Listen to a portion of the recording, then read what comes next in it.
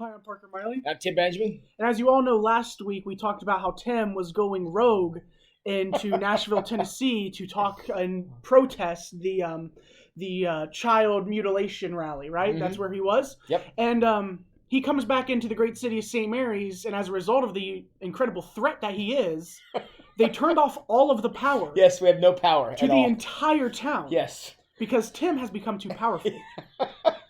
We always suspected this may happen, but you know me, I can't leave things alone, so. I'm surprised this didn't happen actually when he left town, because normally when Tim leaves That's actually true. for any reason is when Yeah. everything heads south. Yeah, at least the disaster waited till I come back so I can enjoy it along with the rest of you. So today we're going with ambient lighting, which is why half the face and then the other half, so yes. But God has sent us a nice sunny day, so we're glad for that. Yeah, it is. It's a beautiful day. Yeah, it is beautiful outside, and people are going to go outside and enjoy it now because none of the electronics work. Maybe so. this is all from God actually saying, "I give you this day. Get outside." Yes, get off your phone and go outside. Yeah. Good joke. Good joke. Yes. But anyways, Tim, one of the co-CEOs of the Rage podcast, went down live into the world outside of the barriers of the great city again of St. Mary's. Yes, and my biggest takeaway is I've led an incredibly sheltered life. Yes. Tell us more. Yes, well, Susan and I went down. My desire was to go see something like this live, and since it was only 6 hours away, she had a little vacation time saved up, so did I. So took a couple days off and cruised down there and went to the rally to End Child Mutilation and so-called gender affirmation surgery. And we were down there as hosted by the Daily Wire, and there were some other notable people, a lot of Tennessee Congress people, and Tulsi Gabbard was also there. So it was an interesting time, and I met some interesting people. Susan and I got there, hours and hours ahead of time because we didn't know exactly where we were going. Plus, we wanted to, go see some of the sights, and I had a burning desire to know what a $19 milkshake tasted like.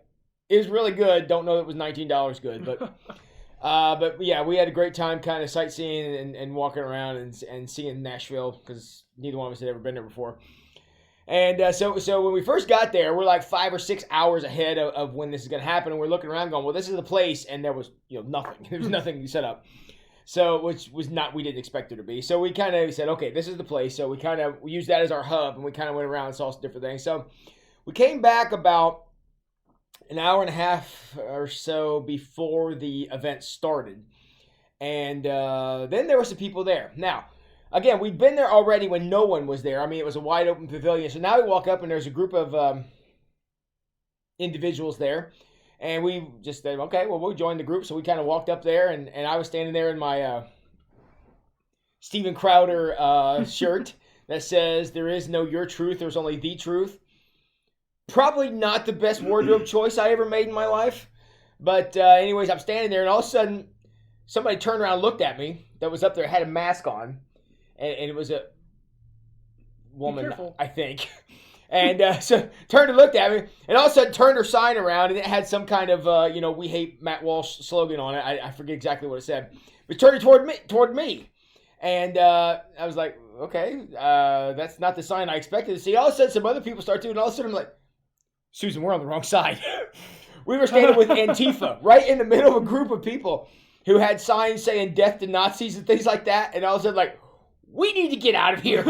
So we walked around to the other side. I saw some guy had a sign with a scripture on it. I'm like, we're going to go stand with that guy. I don't even know which side he's on. We're going to stand with him. So we went over there, and he looked at us like, are you crossing sides? I'm like, no, we were on the wrong side to start with.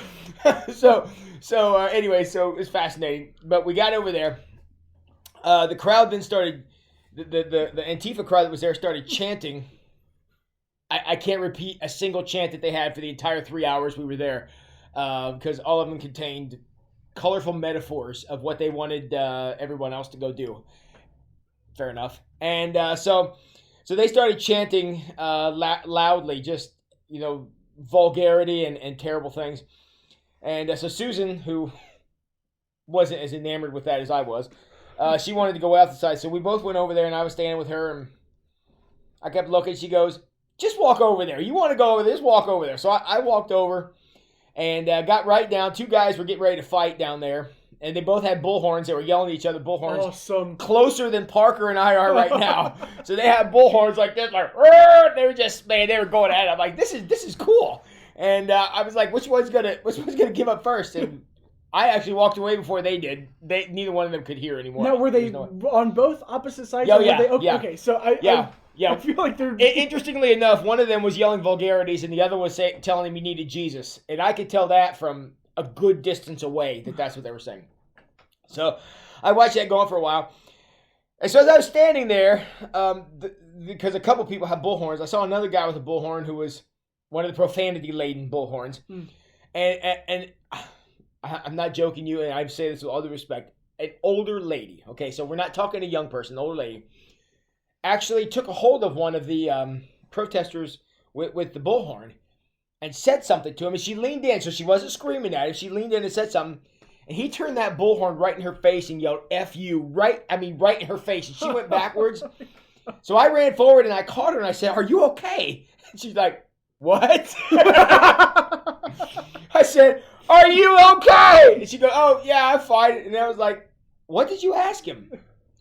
And she said, "I was asking him if he thought all that profanity was going to affect anybody's opinion." Appropriate answer, I guess. But anyways, that's kind of how it went. So they were screaming and yelling. I think it was all a lot of noise and no thunder, really. It just, but they were just yelling. So when the event started, they started screaming the F word. And what they were trying to do was make it so they couldn't use the audio they were recording for the live stream. I'm sure that's what their point was. And they had a siren thing they were blowing and all this stuff the whole time. Just anything they could do to distract. So Matt Walsh came out and he talked, and then another congressman came out, and then Tulsi Gabbard came out and she spoke, and a few other local Tennessee Congress people came out and spoke. It was a nicely run event, as far as the event goes. And, it was very positive to see somebody stand up and say, we don't know what the long-term effects of this so-called gender affirmation surgery is, and maybe we ought to know what some of that is before we start advocating, making insurance companies pay for it and things like that. So that was the conversation. It was a very interesting time in that you could definitely tell a difference of approach between the two sides. Obviously, the people who were there in support of the rally way outnumbered the very, very loud Antifa group that was there in the middle. But for the most part, I was pretty proud of the way the rally handled themselves. Yeah, the one guy with the bullhorn screaming, "You all need Jesus," that probably was not necessary. But that being said, by a pastor. Yeah. I didn't disagree with what he was saying. Just his methods I was questioning a little bit. But and it was a very interesting time where there was a lot of energy from the crowd, from both sides, and I almost feel like they were feeding off of each other, so to speak. And but the thing I took away is there are some really extreme opinions on both sides of every issue. That's not news. But this gave me a chance to see what happens when the unstoppable force meets the immovable object. That's what this was. And that's what I went down there to see. What I was worried, not terribly worried, what I was a little concerned about is that once the Antifa guys started screaming and yelling, that they would shut down the event. And it didn't. I was surprised. They went on as scheduled. Now, I will say they had police officers who were lining the front, and eventually a group of police officers went and actually stood in the middle of the Antifa crowd, stood right there in the middle of them to just make sure nothing happened. And but it was very loud and no.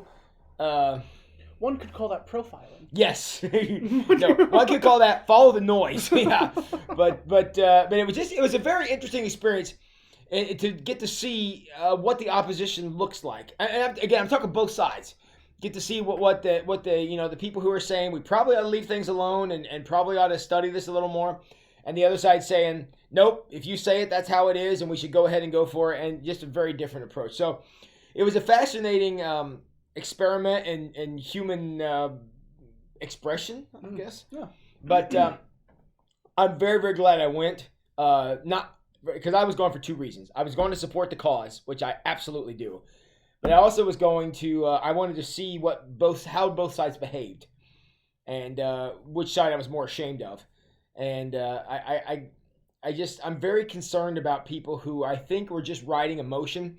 Because I told Susan when the whole thing was over, not everybody that was there, but the really hardcore, holding up dirty signs and shouting profanity, I'm pretty sure they would have protested whatever was going on.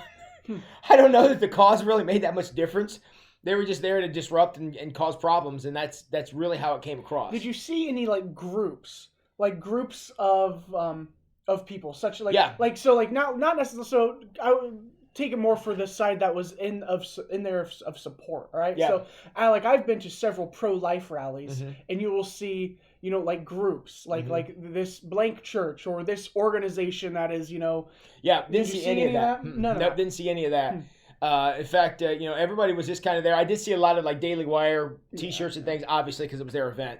But it was, I didn't see any groups, and no one was really advocating. I mean, I wasn't down there representing Wayne Street. I didn't have any Wayne Street stuff on. But the one thing I did notice is when we were there early, after we got mixed up in the wrong crowd, got up to the other side, I noticed there was a group of people who were there who were clearly transitional people, had transitioned their gender from one to the other, who took one look at this Antifa crowd and left. They said, we're legitimately here to protest, but those guys don't represent us. And they were out of there. And I'll be honest with you, I got all kind of respect for that crowd. Look, you do you. I get that. I don't approve of it. I don't agree with it. But, you were very respectful. And when you saw what the direction that was going, you were like, out. We're out. This is not us. And I felt the same way about very few of the other people. The guy shouting into the bullhorn, I need Jesus and that stuff. That guy didn't represent me either. Again, I don't disagree with the sentiment. I disagree with the method. And I think that's what a lot of the people were doing. We're looking at the extremes and saying, I disagree with one side and agree with the other, but I actually don't like either one of you. Was there a clear age gap? Was the supporters have a lot of older generation and the people there to protest, were they younger? The people who were in protest were all younger. I'm 47 and I would have been an old man in that group. But I would say of the supporters, I would say there were all ages there. There were little kids there. There were, young families, 20s and 30s people there, and a lot of people. And it was very interesting because I'm glad you brought this up. What I found myself doing was every time somebody walked up, I'd look at me like, "Side are you on?" because I was interested in which way it was going. Now, if somebody had, say, a Daily Wire T-shirt on, or my Steven Crowder shirt, or if somebody's holding up a sign that said something, obviously those people were obvious. But there was another guy who was there who was dressed completely in an anime costume, head to toe. I thought, I'm going to strike up a conversation with this guy because this is interesting. So I went up and said, so which character are you? And he said the name, didn't mean anything to me. I said, I was like, can you give me a little more? And he turned out he's a fan of the Daily Wire, and apparently they've had a goofy thing going with anime. I guess I didn't catch that. And he was there.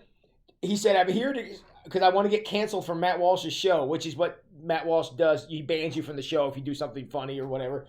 So he said, that's what I'm here for. So I thought he was a protester. Turns out he was the #1 fan of Daily Wire there, dressed up as an anime character. I thought, it really is all kind here today. So you had both these crowds. Yeah. And I've never been to, say, an event like this. I've been to several pro-life rallies, but those are very, I think, different from what you For me, where it'd be there's one that happens in Ohio. You march around the Capitol. You have some speakers come in. It's the number of supporters are obviously outweighs anyone who's protesting at an event like that, because that's how all those events, the March for Life, even. Yeah. But so you're in this pavilion. You have one side of the protesters and you have one side of the supporters, of the event. And now what was the banter back and forth with each other? Did you go? Well, that was pretty interesting. Actually, the way it happened is the group that was protesting was actually so small. They were actually in the middle, and all the rally was around them. Okay. So they were surrounded. And I kind of watched, because I positioned myself because I wanted to be close enough to see what they were going to do. And so I was, 10, 15 feet away from where the real chaos was going on. But I noticed around the edges, people were talking to each other civilly. Now, Yeah. there were a few people with the bullhorns acting like morons, but around the edge, there was civilly. I mean, there was a guy there who had a Christian T-shirt on, talking to a guy holding a sign that said Christian nationalism is evil. And those two guys were just talking, just like you and me. Yeah. And I thought, if we could do more of that. That's what I was, Yeah, and I was actually very taken by that. Because I was wondering if it was all chanting, like back and forth, blah, blah, blah, blah, or was there people like going up and actually like talking, like even amongst all the supporters, like were supporters talking to supporters? Because I could see that. Well, because I'm sure all of you have different reasons as to why you're there. Well, one of the things that happened, it was neat the way the crowd responded. It was terrible what happened. There was a child down there that was getting upset by all the screaming and yelling, and at one point the parents said, "We've got to get this. We have to leave." And it was amazing that the protesters said, "Hey, watch out!" It was like, "Hey, watch out! Watch out! We're letting these people out." And nobody ever said a word.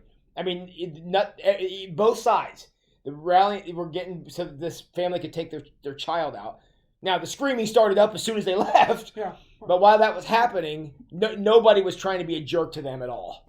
And even the really ridiculous people in the middle were making way so they could get out and things. So, yeah, there was plenty of that. Honestly, if you'd have taken probably a dozen people away from both sides, you wouldn't have been able to tell the difference between who was who. Really? Yeah. Yeah, it was the instigators who led everyone else to flipping everybody off and screaming the F word and stuff. I think had those ringleaders and the bullhorns not been there, I don't know. Well, I think that's because you don't see the discussion part on anything that. Well, you couldn't hear it for sure. Well, yeah, but like the media only looks at the people with the bullhorns. Yeah, that makes a splash. And I was glad to at least hear that you saw people having at least discourse and conversation. Yeah. And that's because that's what you don't see at these things. What you see is just, we're going to do this chant, we're going to do this chant, and we're just going to go until we're tired. Yeah, well, and the guys who were standing up on because they had like a platform, and I'm not sure what there was a second platform out in the crowd that I don't know what it was for, because I never saw it used for anything. But the protesters would get up there and they start flipping everybody off and yelling the F word stuff. Now those guys obviously weren't talking to anybody. Yeah. But no, around the edges, people were holding signs, and the protesters all had masks on. They all had their faces covered. Some guys had like police riot gear type masks on. The other ones just had like the Old West bandana around the mouth thing and all that kind of stuff. But I thought, if you're doing something and you can't show your face for it, might that tell you something? I don't know. But anyways, so it was an interesting mix of things. And, certain speakers like Matt Walsh and Tulsi Gabbard, the protesters just went ballistic over those people. But a few others, there was one person who was a person who had transitioned and then transitioned back. Mm. And they still screamed and yelled at her, but it wasn't quite as intense, So they showed a little respect for the people who were telling their story, saying, "Look, if we're going with experience, this is my experience," and that's where they were. So, there was a little change in tone around that stuff, but yeah, for the most part, I think the people who wanted to have conversation were able to have it, and the people who just wanted to scream the F word into a bullhorn at a crowd, they do that as well. But the other thing that was interesting is when the whole event was over. The place where we were, the Capitol steps, had entrance from 3 different sides, and so they had all the speakers, and Matt Walsh came up and he kind of summed everything up and whatever, and then it was over, and the crowd just kind of dispersed, and within 10 minutes, the whole thing, there was nothing there. So it just ended. It just ended. Yeah, it was just over. Wow. Yeah, and they went back to playing music because they play music literally everywhere in Nashville. Yeah, if you're in Nashville and you can't hear music, you better go like this and find out what's going on with your ear. So, because every place you go, there's music playing. And so once they were all done with the speaking, the music came back on, and I don't know, it was a fascinating event. It was kind of what I expected to see, but it was good to be able to see it in real life, because I very much like Parker. Yeah, the guy screaming the F word into the bullhorn. Yeah, you're going to see him on the news, but the 2 people talking off to the side, that you don't. Yep. And that happened a significant amount, where 2 people who clearly, based on the signs they were holding, didn't agree and didn't look like each other, but they were talking, just saying, hey, how, just chatting it up. And I wish that would have been what was put out there and not the morons on the bullhorns. Yeah. But it was a good experience. I'm glad I went. Thank you all for all you who prayed for us going down there. We had traveling mercies the whole way. Thank the good Lord for that. Had a beautiful weekend to be there, and some good travel mercies. And I drank a $19 milkshake. So I mean, there you go. I may have reached the pinnacle of human experience. So. Well, good. Glad, Tim, you were able to get a good experience out of that, and glad you're able to share and just kind of open up that realm that I don't think a lot of us want to experience. Yeah. I'm not so sure Susan was all that into it either. But I think at the end of the day, what it helped me understand is that there is opposition out there. Mm-hmm. Sometimes I feel like when we live places like St. Mary's, we're in not an echo chamber. But you don't see a lot of aggressive kind of banter. I saw a lot of that there. And I got to see what two sides, literally, quoting the Joker, it was the unstoppable force meeting the immovable object. That's exactly what it was in that moment. And that's something you don't get to see every day. And I was glad to be able to experience that, to understand the agenda that's going through some of these crowds and some of these ideas, and how evil, I guess, their rhetoric can get to be. So it's a good experience. Glad I went. Good. So good. So, well, next week I don't know if we're gonna have anything quite this exciting to talk about. But, we'll have to figure that out. Yeah, because I'm not going anywhere. So I'll create my own protest. Yep. The Parker protest. Parker Miley protest. The Parker Miley protest. I'm in. All right, I am too. Whatever you're protesting, I'll be the second person there. So. Well, thanks everybody for joining us for these 2 weeks that we've been kind of talking about what's been going on in my life, and I appreciate that. Keep praying, because there is a lot of work to do. There are a lot of situations just like this one where people don't agree, and something needs to be done, because if children can't vote and can't buy a beer and can't drive a car, there's probably other things they shouldn't be doing as well, and that's kind of where we are. So. Appreciate you joining us. If you got any questions, please drop them in the comments below. And Parker and I will be watching for that. And we'll see you next week. Hopefully the power turns on. Hopefully next week with the correct lighting in this room.